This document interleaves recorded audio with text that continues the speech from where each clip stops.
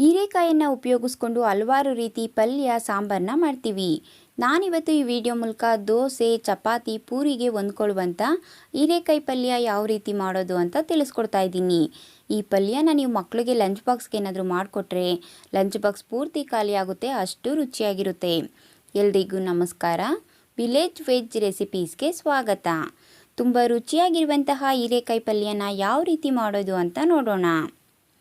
Stove ಮೇಲೆ ಒಂದು ಕಡಾಯಿನ ಇಟ್ಕೊಂಡಿದ್ದೀನಿ. ಕಡಾಯಿಗೆ ಒಂದು 3 ಟೇಬಲ್ ಸ್ಪೂನ್ ಆಗೋಷ್ಟು ಎಣ್ಣೆನ ಸೇರಿಸ್ಕೊಂಡಿದ್ದೀನಿ.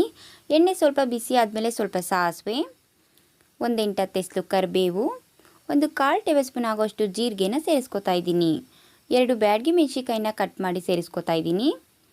1 ಟೇಬಲ್ ಸ್ಪೂನ್ ಆಗೋಷ್ಟು ಕಡಲೆಬೇಳೆ, 1 ಟೇಬಲ್ ಸ್ಪೂನ್ ಆಗೋಷ್ಟು ಉದ್ದಿನಬೇಳೆನ ಸೇರಿಸ್ಕೊತಾ ಇದ್ದೀನಿ. ಕಡಲೆಬೇಳೆ ಉದ್ದಿನಬೇಳೆ ಸ್ವಲ್ಪ ಹೆಚ್ಚು ಕಡಿಮೆ ಸಹ ಮಾಡ್ಕೊಳ್ಬೋದು. ಈಗ ಎಲ್ಲ ಒಂದ್ಸರಿ ಚೆನ್ನಾಗಿ ಮಿಕ್ಸ್ ಮಾಡಿಕೊಂಡು ಫ್ರೈ ಮಾಡ್ಕೊತಾ ಇದ್ದೀನಿ. ಕಡಲೆಬೇಳೆ ಉದ್ದಿನಬೇಳೆ ಸ್ವಲ್ಪ ಕಲರ್ ಚೇಂಜ್ ಆಗಬೇಕು, ಆ ರೀತಿ ಫ್ರೈ ಮಾಡ್ಕೋಬೇಕು.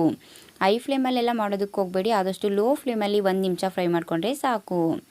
ಈಗ ಒಂದು 5 ಎಸಳು ಬೆಳ್ಳುಳ್ಳಿನ ಸಿಪ್ಪೆ ತೆಗೆದು ಜಜ್ಜಿಬಿಟ್ಟು ಸೇರಿಸ್ಕೊಂಡಿದ್ದೀನಿ. ಮೀಡಿಯಮ್ ಸೈಜ್ 2 ಈರುಳ್ಳಿನ ಸ್ವಲ್ಪ ಸಣ್ಣದಾಗಿ ಕಟ್ ಮಾಡಿ ಸೇರಿಸ್ಕೊತಾ ಇದ್ದೀನಿ. ಈರುಳ್ಳಿ ಸ್ವಲ್ಪ ಒಂಬಣ್ಣ ಬರಬೇಕು, ಆ ರೀತಿ ಚೆನ್ನಾಗಿ ಮಿಕ್ಸ್ ಮಾಡಿಕೊಂಡು ಫ್ರೈ ಮಾಡ್ಕೋಬೇಕು. ಮೀಡಿಯಮ್ ಫ್ಲೇಮಲ್ಲಿ ಇಟ್ಕೊಂಡು 1 ನಿಮಿಷ ಫ್ರೈ ಮಾಡ್ಕೊಂಡಿದ್ದೀನಿ. ನೋಡಿ, ಈರುಳ್ಳಿ ಸ್ವಲ್ಪ ಕಲರ್ ಚೇಂಜ್ ಆಗಿದೆ. ಈಗ ಮೀಡಿಯಮ್ ಸೈಜು 1 ಟೊಮೊಟೊ ಹಣ್ಣನ್ನು ಸ್ವಲ್ಪ ಸಣ್ಣದಾಗಿ ಕಟ್ ಮಾಡಿ ಸೇರಿಸ್ಕೊತಾ ಇದ್ದೀನಿ. ಟೊಮೊಟೊನೂ ಅಷ್ಟೇ ಸ್ವಲ್ಪ ಸಾಫ್ಟ್ ಆಗಬೇಕು, ಆ ರೀತಿ ಚೆನ್ನಾಗಿ ಮಿಕ್ಸ್ ಮಾಡಿಕೊಂಡು ಫ್ರೈ ಮಾಡ್ಕೊತಾ ಇದ್ದೀನಿ. ಮೀಡಿಯಮ್ ಫ್ಲೇಮಲ್ಲಿ ಇಟ್ಕೊಂಡು 1 ನಿಮಿಷ ಫ್ರೈ ಮಾಡ್ಕೊಂಡಿದ್ದೀನಿ.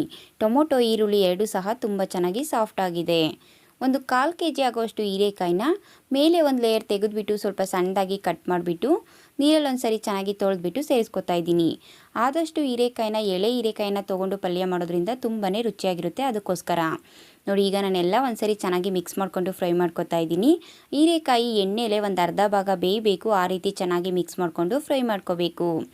ಮೀಡಿಯಮ್ ಫ್ಲೇಮಲ್ಲಿ ಇಟ್ಕೊಂಡು ಒಂದು 4 ನಿಮಿಷ ಫ್ರೈ ಮಾಡ್ಕೊಂಡಿದ್ದೀನಿ. ಹೀರೆಕಾಯಿ ಎಣ್ಣೆಯಲ್ಲಿ ಒಂದು ಅರ್ಧ ಭಾಗ ಬೆಂದಿದೆ. ಈ ಕಪ್ಪಲ್ಲಿ ಒಂದು ಅರ್ಧ ಕಪ್ ಆಗೋಷ್ಟು ಹಸಿ ತೆಂಗಿನಕಾಯಿ ತುರಿನ ಸೇರಿಸ್ಕೊಂಡಿದ್ದೀನಿ. ಸ್ವಲ್ಪ ಸಣ್ಣದಾಗಿ ಕಟ್ ಮಾಡಿರುವಂಥ ಕೊತ್ತಂಬರಿ ಸೊಪ್ಪನ್ನು ಸೇರಿಸ್ಕೊತಾ ಇದ್ದೀನಿ. ಒಂದು 1/2 ಟೇಬಲ್ ಸ್ಪೂನ್ ಆಗೋಷ್ಟು ಧನಿಯಾ ಪೌಡ್ರನ್ನು ಸೇರಿಸ್ಕೊತಾ ಇದ್ದೀನಿ. ಹಾಗೆ ಒಂದು 1/2 ಟೇಬಲ್ ಸ್ಪೂನ್ ಆಗೋಷ್ಟು ಅಚ್ಚ ಖಾರದ ಪುಡಿ ನೀವು ಖಾರ ನೋಡಿಕೊಂಡು ಸೇರಿಸ್ಕೊಳ್ಳಿ. ಈಗ ಒಂದು 1/4 ಟೇಬಲ್ ಸ್ಪೂನ್ ಆಗೋಷ್ಟು ಅರಿಶಿಣ. ಈಗ ರುಚಿಗೆ ತಕ್ಕಷ್ಟು ಉಪ್ಪನ್ನು ಸೇರಿಸ್ಕೊತಾ ಇದ್ದೀನಿ.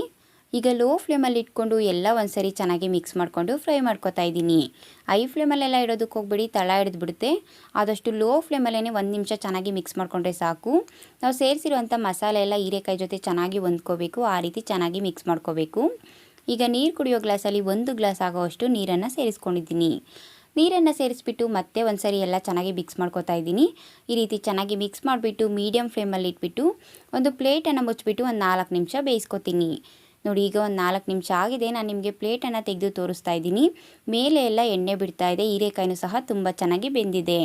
ಈಗ ಮತ್ತೆ ಒಂದ್ಸರಿ ಎಲ್ಲ ಚೆನ್ನಾಗಿ ಮಿಕ್ಸ್ ಮಾಡಿಕೊಂಡ್ರೆ ತುಂಬಾ ರುಚಿಯಾಗಿರುವಂತಹ ಹೀರೆಕಾಯಿ ಪಲ್ಯ ಸಿದ್ಧ ಆಗಿದೆ. ಈ ಹೀರೆಕಾಯಿ ಪಲ್ಯನ ನಾನು ಚಪಾತಿ ಜೊತೆ ಸರ್ವ್ ಮಾಡ್ಕೊತಾ ಇದ್ದೀನಿ. ಚಪಾತಿ ಜೊತೆ ಅಷ್ಟೇ ಅಲ್ಲ, ದೋಸೆ, ಪೂರಿ ಜೊತೆ ಸಹ ನೀವು ಸರ್ವ್ ಮಾಡಿಕೊಂಡು ಟೇಸ್ಟ್ ಮಾಡ್ಬೋದು. ತುಂಬಾ ರುಚಿಯಾಗಿರುತ್ತೆ. ಮಕ್ಕಳು ಅಷ್ಟೇ ಅಲ್ಲ, ದೊಡ್ಡವರು ಸಹ ತುಂಬಾ ಇಷ್ಟಪಟ್ಟು ತಿಂತಾರೆ, ಅಷ್ಟು ರುಚಿಯಾಗಿರುತ್ತೆ ಈ ಪಲ್ಯ.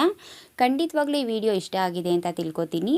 ಈ ವಿಡಿಯೋ ಇಷ್ಟ ಆದರೆ ನಿಮ್ಮ ಫ್ರೆಂಡ್ಸು, ನಿಮ್ಮ ಫ್ಯಾಮಿಲಿಗೆ ಶೇರ್ ಮಾಡೋದ್ರ ಮೂಲಕ ನನಗೆ ಸಪೋರ್ಟ್ ಮಾಡಿ. ಇನ್ನಷ್ಟು ಈಸಿ ಆ್ಯಂಡ್ ಟೇಸ್ಟಿ ರೆಸಿಪೀಸ್ಗಾಗಿ ನನ್ನ ಚಾನಲ್ನ ಸಬ್ಸ್ಕ್ರೈಬ್ ಮಾಡ್ಕೊಳ್ಳಿ. ನನ್ನ ಚಾನಲ್ನ ಸಬ್ಸ್ಕ್ರೈಬ್ ಮಾಡಿಕೊಂಡು ನನ್ನ ವಿಡಿಯೋ ನೋಡಿ ನನಗೆ ಸಪೋರ್ಟ್ ಮಾಡ್ತಾ ಇರುವಂಥ ಪ್ರತಿಯೊಬ್ಬರಿಗೂ ಥ್ಯಾಂಕ್ ಯು.